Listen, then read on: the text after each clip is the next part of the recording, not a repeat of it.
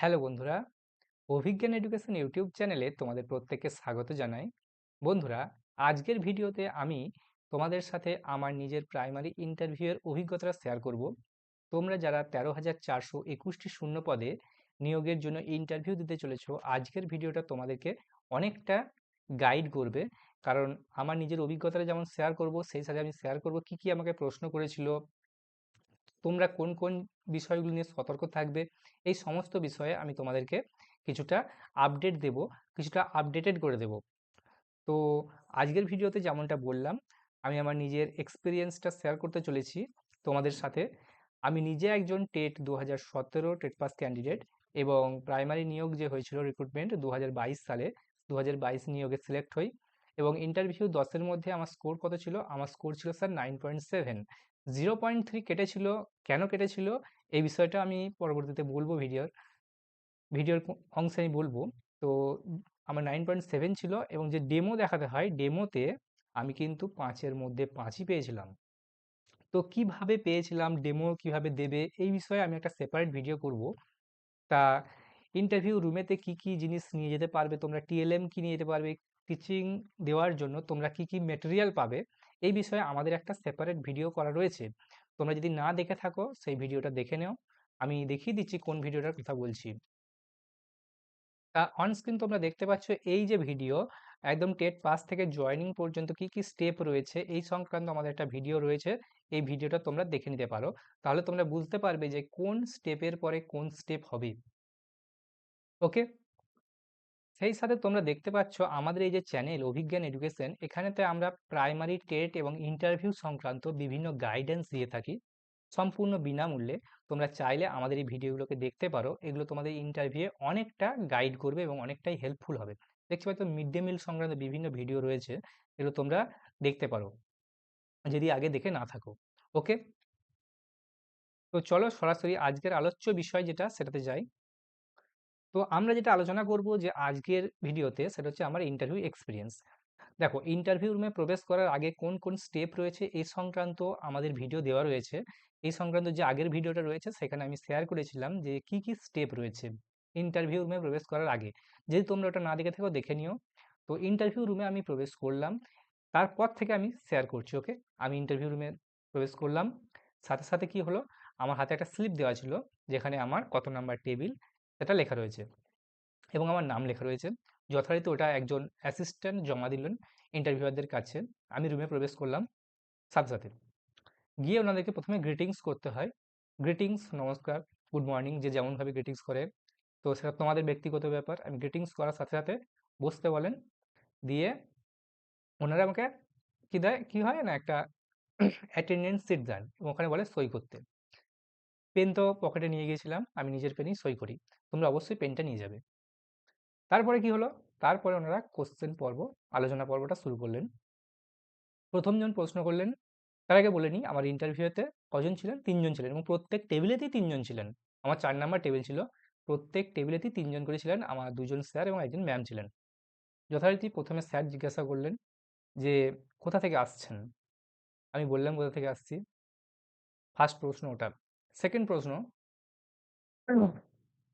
Second প্রশ্নটা ছিল আপনার পড়াশোনা কতদূর, আপনার পড়াশোনা কতদূর, এই টার্মটা ইউজ করেছে, কতদূর। তো তোমাদের ক্ষেত্রেও এগুলো কমন প্রশ্ন, এগুলো সবাইকে জিজ্ঞাসা করবে, তোমাকেও করবে, আমাকেও করেছে। হ্যাঁ, তো এগুলোর উত্তর তোমরা রেডি করে রাখবে।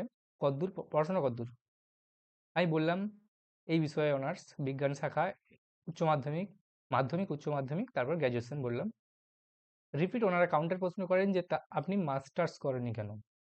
ওকে, আমি বললাম কেন করিনি, আমার কিছু প্রবলেমস ছিল, যেটা আমি তুলে ধরলাম। ওনারা স্যাটিসফাই হলেন, ঠিক আছে, দিয়ে ওনারা ইন্টারভিউ দিকে আরও এগিয়ে গেলেন।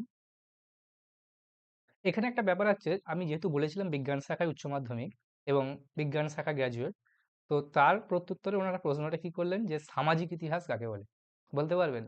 মানে এটা বলা যেতে পারে এক রকমের একটা সিচুয়েশনে ফেলে দেওয়া, অপ্রত্যাশিত সিচুয়েশন। আমি আশা করিনি যে বিজ্ঞান শাখা শুনে ওনারা সামাজিক ইতিহাস কাকে বলে এটা জিজ্ঞাসা করবেন। তো এটা জিজ্ঞাসা করেছিলেন, আমি বললাম যথারীতি গুছিয়ে, উত্তরে ওনারা স্যাটিসফাই হলেন। তারপরের প্রশ্ন,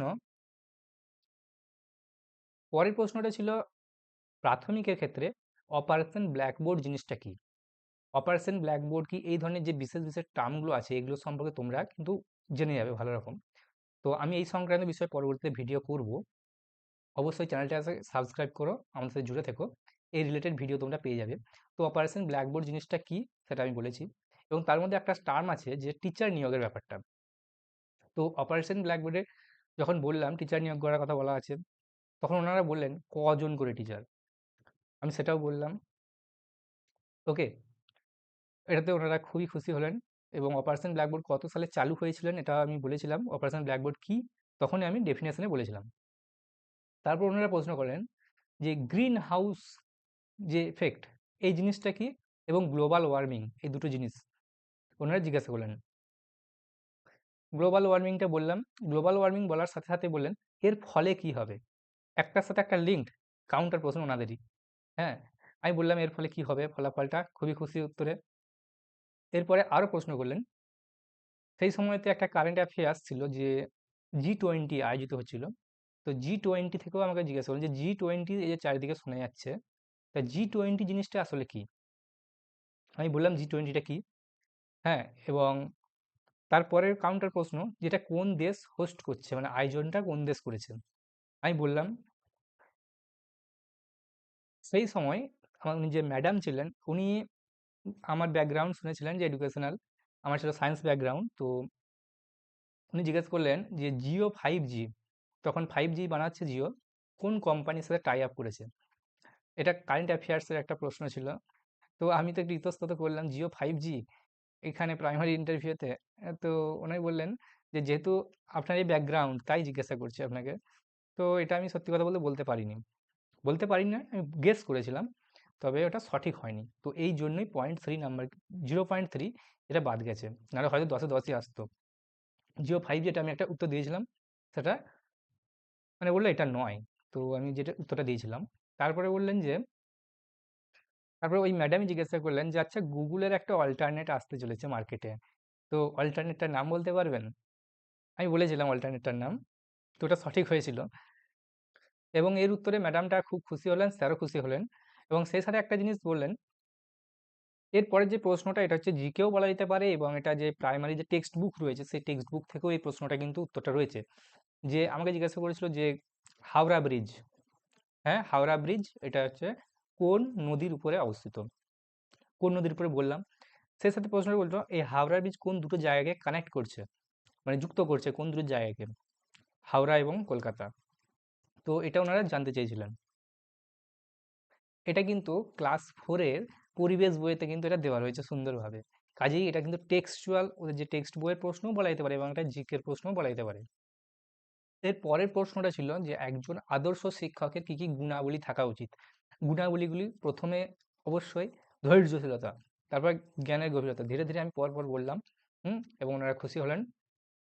তারপরে বললেন যান আপনি ডেমোটা দিন। আমি ওনাদেরকে পারমিশন নিলাম যে আপনাদেরকে ছাত্রছাত্রী ভাবতে পারি কিনা। কিছুক্ষণের জন্য ওনারা অবশ্যই সম্মতি দিলেন, দিয়ে আমি ডেমো শুরু করলাম। ডেমোতে কি কি ম্যাটেরিয়াল টিএলএম তোমরা ইউজ করতে পারবে এই বিষয়ে আমরা কিন্তু ভিডিও করে দিয়েছি, যদি ভিডিওটা না দেখে থাকো দেখে নিও। কোন কোন টিএলএম তোমরা পাবে ডেমো দেওয়ার জন্য বিস্তারিত আলোচনা করা রয়েছে। আমি টিএলএম দিলাম, আমি ভগ্নাংশের ধারণা দিয়েছিলাম, ওনারাই বলে দিয়েছিলেন যে ভগ্নাংশের ধারণা উপরে একটা ডেমো দাও। তখন আমি একটা শিক্ষণ পদ্ধতি ব্যবহার করেছিলাম। কোন শিক্ষণ পদ্ধতি ব্যবহার করেছিলাম, কিভাবে করেছিলাম জানতে চাইলে কমেন্ট করবে, আমি সেই বিষয়ে একটা ভিডিও বানিয়ে দেব। তার ডেমোটা মোটামুটি প্রায় 5 মিনিটের উপর দেখেছিলেন। আমি ডেমোটা খুব ডেমোর মতোই দিয়েছিলাম, ওটা কম করে আমি বাড়িতে বলা যেতে পারে প্রায় 40 থেকে 50 বার আমি রেডি করেছিলাম আর কি ওইটাকে, ডেমোটাকে বাড়িতে দিয়েছিলাম। তো আমি একটা ইনস্টিটিউটে মক দিয়েছিলাম, খুব ভালো রেপুটেড ইনস্টিটিউট, সেখানে কিন্তু বলেছিল ডেমো ঠিক আছে একদম অ্যাকিউরেট। তো সেটাই আমি প্রেজেন্ট করেছিলাম। আমি 4টা বিষয়, বাংলা, ইংরাজি, অঙ্ক আর পরিবেশ, 4টে বিষয় 4টে ডেমো রেডি করে গিয়েছিলাম, তোমরাও করে যাবে। এবং যেগুলো হাইলাইটেড টপিক, যেমন শূন্যের ধারণা, যোগের ধারণা, বিয়োগের ধারণা, এই ব্যাপারগুলো কিন্তু ডেমো রেডি করে যেতে হবে। ভাওয়েল কনসোনেন্টের ধারণা। তো ডেমোটা মোটামুটি 5 মিনিট চলে, এবং অল ওভার টোটাল ইন্টারভিউটা 10 থেকে 15 মিনিট চলেছিল। এক্স্যাক্টলি আমার কাছে কতক্ষণ চলেছে সেটা তো আমি ঘড়ি দেখিনি। তো মোটামুটি 10 থেকে 15 মিনিট চলে, এবং তারপরে বলে খুব ভালো হয়েছে ডেমো, দিয়ে বলে আসতে পারেন। আমি গ্রিটিংস করে চলে আসি। তো তো এই ছিল অভিজ্ঞতা।